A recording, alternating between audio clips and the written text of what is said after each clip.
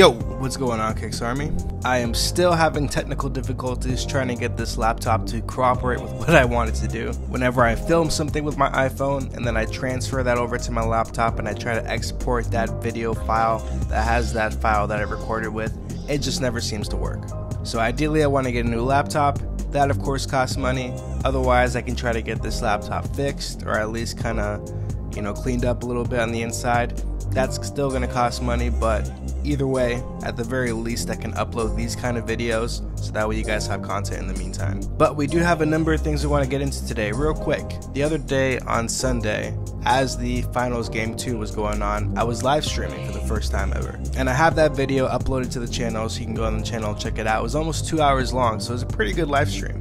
And what I was live streaming is this time lapse that you're seeing right now of me vectorizing LeBron James.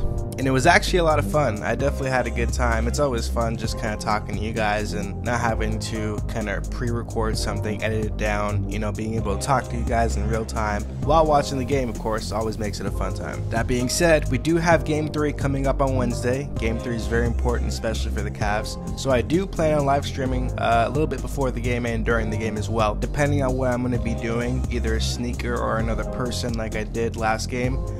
It's probably going to take an hour, probably like in the 2-hour range, so that way it's not too long, so that way my battery for my phone doesn't die out. Now obviously the setup that I have for the live streaming isn't perfect. I do have to tweak it, and this is the first time I ever did that, so naturally over the course of me doing this more and more times, there's going to be tweaks to make it a little bit better. Just the first thing right off the bat, it's like a recording of what's happening on the screen, so it's not super crisp, but it's crisp enough for you guys to see what's going on.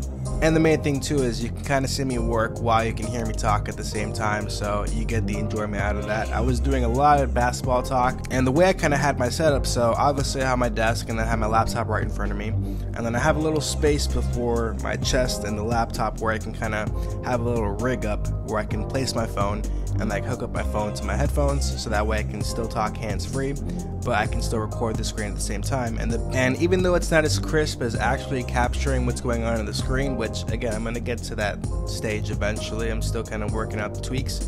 The benefit to the setup that I had is that I was able to work on my laptop while being able to see the comments as they're kind of coming through during the live stream, because the camera is literally right in front of my face, which allows me to see the comments as you guys post them.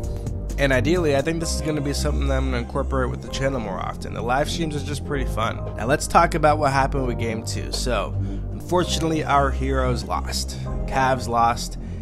It was kind of close to a certain point. It got down to 7 points, I believe. But, unfortunately, Steph Curry with those threes.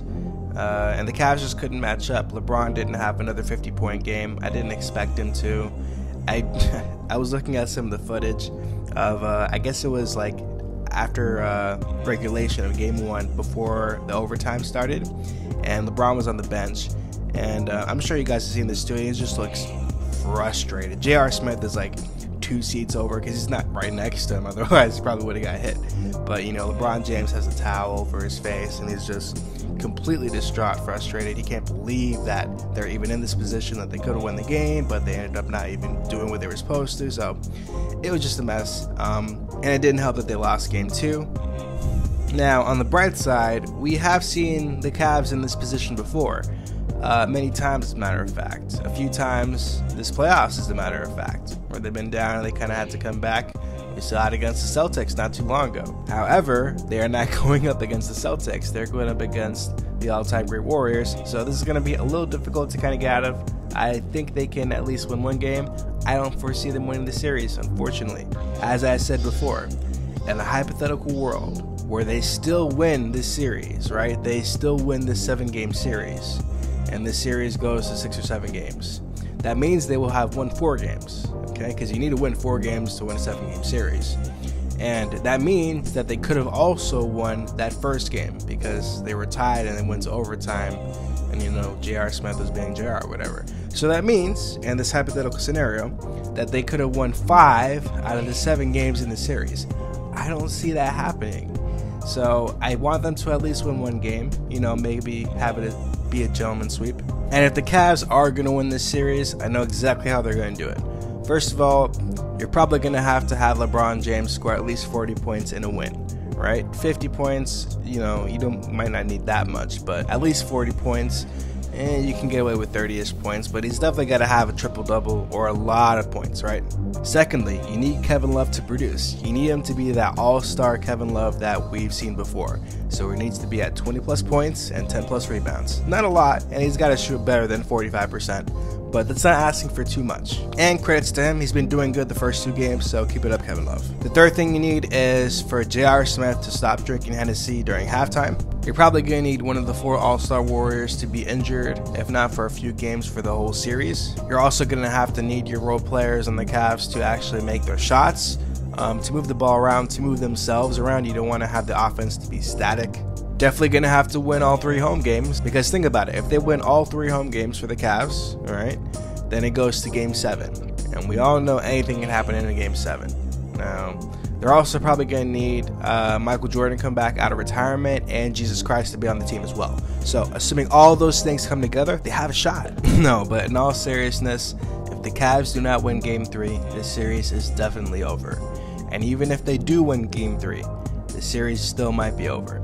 And the reason is, if the Cavs lose Game 3, they're down 0-3. No team has ever came back 0-3. It would be great if LeBron did. That would be, you know, putting him in the GOAT conversation again with MJ, but I don't foresee that happening, so that's probably not going to happen. And even if they're down, you know. Alright guys, but thank you so much for watching today's video. If you enjoy the content, leave a like. If you are new to the channel, subscribe. I upload videos kind of frequently now that I'm back. Again, don't forget, I'm going to be live streaming Wednesday around 8:30ish Eastern time.